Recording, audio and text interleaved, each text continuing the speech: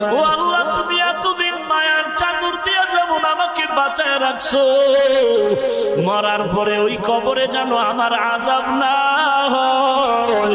কারণ সূর্যের তাপ সহ্য করতে পারি না, আমি বড় দুর্বল।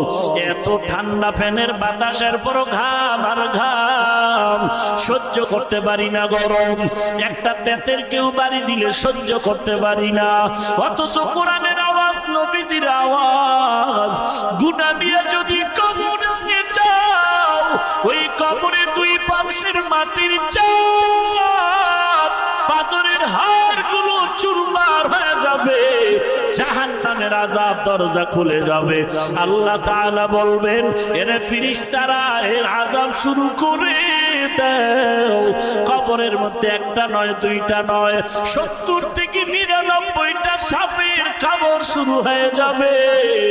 বেঈমান নাফরমানের চিল্লানোর আওয়াজ একমাত্র জিন আর মানুষ ব্যতীত সব মাখলুকাতেরা কবরের আযাব সচক্ষে দেখতে থাকবে আর চিল্লাইতে থাকবে।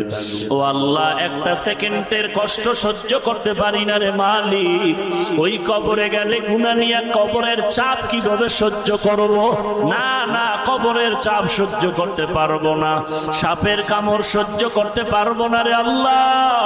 আজকে থেকেই তওবার দরজায় ফিরে যেতে চাই, আর গুনাহ করব না রে মালিক, আর গুনাহ করব না।